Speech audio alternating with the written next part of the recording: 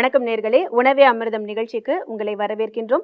இந்த வாரம் முழுக்கவே புற்றுநோய் பாதிப்புகளை தடுக்கக்கூடிய உணவு வகைகளை நம்ம பார்த்துட்டு வந்துட்டு இருக்கோம். அந்த வகையில் இன்னைக்கு நம்ம என்ன ரெசிபி பார்க்க போறோம்னு டாக்டர் கிட்ட கேட்டு தெரிஞ்சுக்கலாம். வணக்கம் டாக்டர். வணக்கம் டாக்டர், இந்த புற்றுநோய் ஒரு தலைமுறையிலேருந்து அடுத்த தலைமுறைக்கு பரவும் தன்மை கொண்டதா டாக்டர்? முழுமையாக கிடையாது. அதாவது அப்பா அம்மாவுக்கு இருந்ததுன்னா கண்டிப்பாக பிள்ளைக்கு வரணும் அப்படிங்கிறது கிடையாது. ஆனால் வாய்ப்புகள் சற்று கூடுதலாக இருக்கும். இப்போ அப்பா அம்மாவுக்கு இருக்குது அப்படின்னு தெரிஞ்சுதுன்னா பிள்ளைங்க கொஞ்சம் எச்சரிக்கையாக இருக்கணும். வாழ்வியல் முறைகளை தெளிவாக கடைப்பிடிச்சிட்டு சில உணவு முறைகளை தெளிவாக கடைப்பிடிச்சிட்டு வந்தாங்கன்னா ஒருவேளை அப்பா அம்மாவுக்கு இருந்ததுன்னா அவங்களுக்கு வராமல் தடுக்கிறதுக்கு வாய்ப்புகள் நிறைய ஏற்படுத்தி கொடுக்க முடியும். நெல்லிக்காய் பயன்படுத்துறது, மஞ்சளை பயன்படுத்துறது, பசு நெய் பயன்படுத்துறது, இது மாதிரியான உணவு பழக்க வழக்கங்கள் மூலமாகவே இந்த புற்றுநோயை தடுத்து விட முடியும். டாக்டர், சில கேசஸில் நம்ம பார்க்கும்போது அப்பா அம்மாக்கெலாம் கேன்சர்லாம் இருக்காது, ஆனால் சின்ன குழந்தைங்களுக்கே கேன்சர் வந்திருக்கு. அதுக்கு என்ன மாதிரியான காரணம் இருக்கும் டாக்டர்? அதாவது இந்த கேன்சர் வருவதற்கான காரணங்கள் இதுதான் ஒரு வரைமுறைப்படுத்தி ஒரு பட்டியல் இருக்குது. அந்த பட்டியலை தாண்டி ஏராளமான விஷயங்கள் மூலமாக இந்த கேன்சர் வர்றதுக்கு அது கேன்சர் சம்மந்தப்பட்ட விஞ்ஞானிகளே ஒத்துக்கிறாங்க, அந்த சயின்டிஸ்டே ஒத்துக்கிறாங்க. இவ்வளோதான் கிடையாது, இதை தாண்டி சில விஷயங்கள் இருக்குது. அதாவது இந்த ஜெனட்டிக்கலாக வரக்கூடிய விஷயங்களையும் தாண்டி இப்போ இருக்கக்கூடிய பழக்க வழக்கங்களையும் தாண்டி சில விதமான நுட்பமான மாறுபாடுகள் கரு உற்பத்தி ஆகும்போது ஏற்படக்கூடிய நிலையில் ஏற்படுறதுனால இந்த குழந்தைக்கு நிச்சயமாக பெரியவனான ஒன்று கேன்சர் வர்றதுக்கான வாய்ப்புகள் இருக்குது அப்படிங்கிறத பல ஆய்வுகள் நமக்கு இப்போ சொல்லுது. உணவு பழக்க வழக்கங்கள் தெளிவாக இல்லாமல் கண்டதையும் கண்ட நேரத்தில் சாப்பிட்டுட்டு இஷ்டத்துக்கு வாழ்க்கை வாழ்ந்துட்டு இருக்கும்போது அந்த உணவினுடைய சாரம், உணவினுடைய அமுது சத்தாக சேர்ந்து அந்த விந்துவில் சேர்றதும் சரி, பெண்களுக்கு அந்த அண்டத்தில் சேர்றதும் சரி தெளிவாக இருக்கிற மாதிரி பார்த்துக்கணும். அந்த மாதிரி இருக்கும்போது உருவாகக்கூடிய கரு அப்படிங்கிறது எந்த விதமான பிரச்சனையும் இல்லாமல் வர்றதுக்கும் சிறந்த எதிர்பார்த்தலை கொண்ட அந்த உயிராக இருக்கிறதுக்கும் வாய்ப்பு அதிகம். அது மாதிரியான நுட்பமான பல மாற்ற நிகழ்வுகள் இந்த கேன்சர் உருவாவதற்கு, குழந்தைங்களுக்கே கேன்சர் உருவாவதற்கு ஒரு காரணமாக இருக்குது. இந்த மாதிரியான கேன்சர் பாதிப்புகளை தடுக்கக்கூடிய உணவு வகை இன்னைக்கு நம்ம என்ன பார்க்க போகிறோம் டாக்டர்? இன்னைக்கு பொறுத்த வரைக்கும் நாம்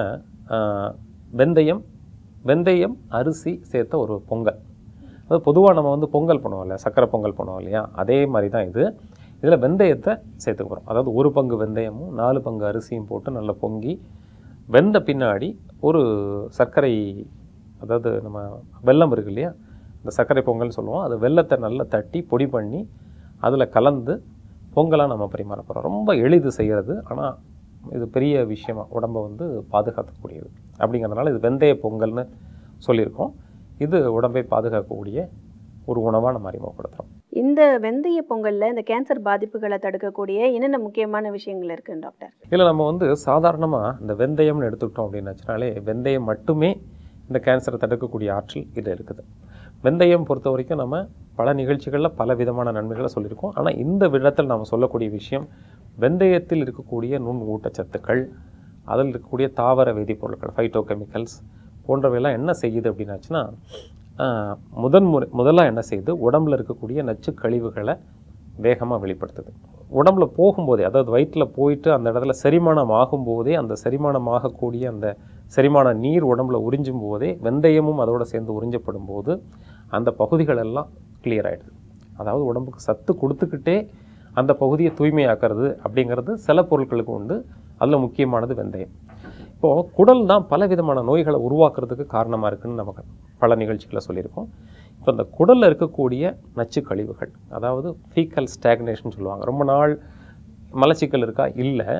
ஆனாலும் கூட என்ன நடக்குது அப்படின்னாச்சுன்னா, அந்த குடலின் உள் அடுக்குகளில் அந்த பெரிஸ்டாலேடிக் மூமெண்ட்னு சொல்லுவாங்க, குடலின் பின்னோக்கிய நகர்வு, அந்த நகர்வின் மூலமாக முழுமையாக அந்த நச்சு கழிவுகள், அந்த சக்கைகள் வெளியேற்றப்படுதா அப்படின்னாச்சுன்னா இல்லை, அங்கங்கே கொஞ்சம் கொஞ்சம் ஒட்டிகிட்ருக்கு அப்படின்னு இக்கால ஆய்வுகள் சொல்லுது. அதுக்கு பேர் ஃபீக்கல் ஸ்டாக்னேஷன்னு பேர்.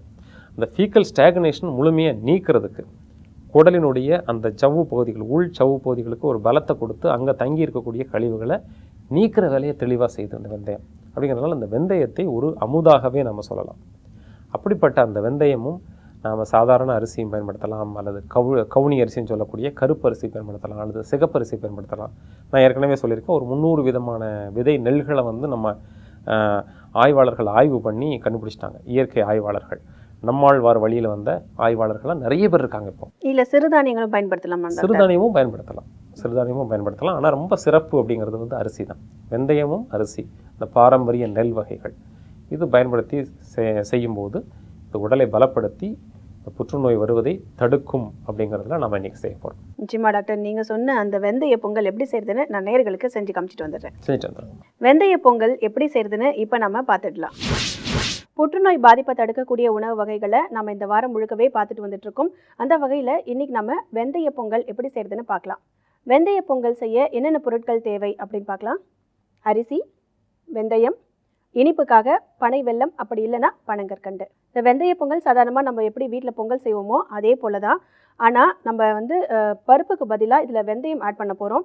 அரிசிக்கு ஒரு 4 பங்கு அப்படின்னா வெந்தயம் ஒரு பங்கு எடுத்துக்கிட்டு அந்த விகிதத்தில் நம்ம இது முதல்ல வடித்து எடுத்துக்கலாம். இறக்கும்போது அது சூடாக இருக்கும் போதே பனை வெல்லம் அப்படி இல்லைன்னா பனங்கற்கண்டு ஆட் பண்ணி நல்லா கலந்துட்டோம்னா வெந்தய பொங்கல் தயாராகிடும். அது எப்படி செய்யறதுன்னு உங்களுக்கு நான் செஞ்சு காட்டுறேன். சாதாரணமாக நம்ம பொங்கலுக்கு எந்த அளவுக்கு தண்ணி வைப்போமோ அதே போல தான் 1 பங்குக்கு 2 பங்கு அப்படின்ற அளவில் தண்ணி ஊற்ற போகிறோம். முதல்ல நம்ம குக்கரில் தண்ணி ஊற்றிக்கலாம்.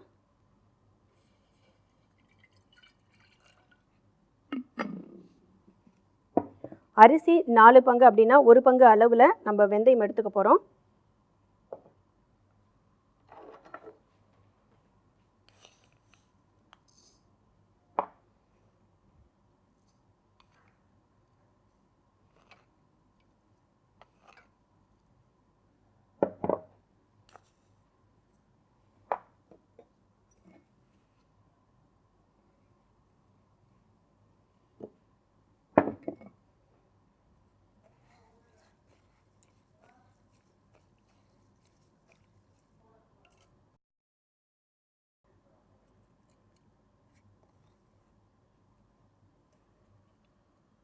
சின்ன சிட்டிகை அளவு உப்பு போட்டுக்கலாம். இப்போ குக்கரை மூடி வச்சுட்டு ஒரு 2 விசில் வர வச்சுட்டு அதுக்கப்புறமா நம்ம திறந்து பார்க்கலாம். வெந்தயத்தில் நிறையவே மருத்துவ குணங்கள் இருக்கிறது நம்ம எல்லாருக்குமே தெரியும். உடம்பை குளிர்ச்சியை வச்சுக்கும், சூட்டை தணிக்கும். அது மட்டும் இல்லாமல் புற்றுநோய் பாதிப்புகளை தடுக்கக்கூடிய சக்தியும் இந்த வெந்தயத்துக்கு இருக்குது. குக்கரில் இப்போ 3 விசில் வந்திருக்கு. அந்த ப்ரெஷர் இறங்கின பிறகு அது எப்படி வந்திருக்குன்னு நம்ம பார்க்கலாம். இப்போ குக்கரில் நல்லா ப்ரெஷர் இறங்கியாச்சு. பொங்கல் எப்படி வந்திருக்குன்னு நம்ம திறந்து பார்த்துடலாம்.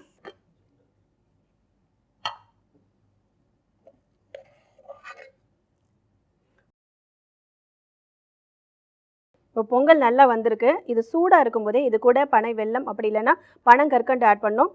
பனங்கற்கண்டு இருக்குது, இதை நம்ம இப்போ ஆட் பண்ணலாம்.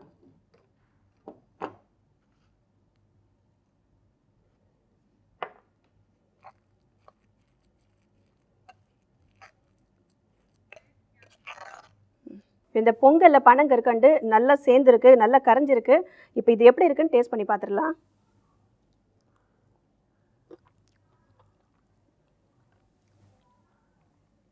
ரொம்பவே சூப்பராக வந்திருக்கு. அந்த வெந்தயத்தோட வாசம் இந்த பொங்கலோட அந்த இனிப்போடு சேர்ந்து ரொம்ப சூப்பராக இருக்குது.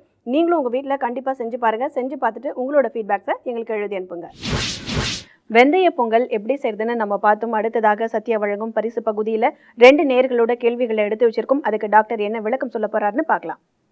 டாக்டர், மார்த்தாண்டம்லேருந்து விஜய் அப்படிங்கிற ஒரு நேயர் எழுதியிருக்காங்க. அவங்க முள்ளிலி தைலம் குடிச்சிட்டு வராங்களாம்.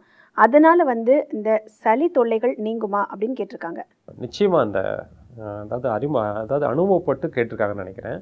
ஏன்னா அந்த முள்ளெலி தைலம் அப்படிங்கிறத பொறுத்த வரைக்கும் அந்த பகுதியில் இருக்கக்கூடிய வைத்தியர்களால் செய்யப்படக்கூடிய ஒரு பகுதி. அதாவது சில சித்த மருத்துவம் அப்படிங்கிறது முழுமையாக பரவி இருந்தாலும் கூட சில வட்டாரங்களில் அங்கே கிடைக்கக்கூடிய சில பொருட்களை வைத்தும் அங்கே இருக்கக்கூடிய சில விலங்குகளை வச்சும் செய்யக்கூடிய ஒரு முறையும் இருக்குது. இந்த முள்ளெலி பொறுத்த வரைக்கும் அதனுடைய தோல் இது மாதிரியான விஷயங்களெல்லாம் போட்டு ஒரு முள்ளெலி தைலம் அப்படின்னு ஒன்று செய்வாங்க. அந்த ஊரில் நாகர்கோயிலில் தான் அது சிறப்பு. கன்னியாகுமரி மாவட்டத்திற்கே சிறப்பான ஒரு மருத்துவ முறை அப்படிங்கிறது அந்த முள்ளெலி தைலம். அங்கே உள்ளவங்களுக்கு அந்த இஞ்சி சாரோட ஒரு 10 சொட்டு 5 சொட்டு 16 சொட்டு அப்படின்னு வயதுக்கு தகுந்த மாதிரி எடைக்கு தகுந்த மாதிரி கொடுத்து அந்த சளியை நீக்கக்கூடிய வழக்கம் இன்றைக்கும் இருந்துட்டு வருது. அந்த விதத்தில் அந்த முள்ளெலி தைலம் பொறுத்த வரைக்கும் நுரையீரல்லையும் மூச்சு பாதையிலையும் மூக்கு பகுதியிலையும் தங்கியிருக்கக்கூடிய சளியை முழுமையாக வெளிப்படுத்தக்கூடிய தன்மை இந்த முள்ளெலி தைலத்துக்கு உண்டு. என்ன பண்ணுவாங்கன்னா ஒரு 16 சொட்டு இஞ்சி சாறு எடுத்து வச்சுக்கிட்டு அதில் ஒரு 4 சொட்டுலேருந்து 10 சொட்டு வரைக்கும் இந்த முள்ளெலி தைலத்தை விட்டு குழந்தைங்களுக்கு கொடுப்பாங்க. கொடுத்த உடனே சில சமயம் என்ன ஆகும்னா கொடுத்த ஒரே நிமிஷத்தில் அவ்வளவு சளியும் வாந்தி மூலமாக வெளியில் வந்துடும். வந்ததுக்கப்புறம் முகம் தெளிவாகிற அந்த குழந்தைங்க உடனே விளையாட ஆரம்பிச்சிடும். இது 6 வேளை மாத்திரமே கொடுத்தாலே போதும். மிகச்சிறந்த ஒரு நல்ல மருந்து. இப்போதைக்கு இங்கே சென்னையிலலாம் அவ்வளவும் அவைலபிளாக இல்லை. அது அங்கே மாத்திரம்தான் கிடைக்கிது. நல்ல மருந்து தான் இது. அடுத்த நேயர் திருப்பரங்குன்றம்ல இருந்து சுஹாசினி அப்படிங்கிறவங்க எழுதியிருக்காங்க.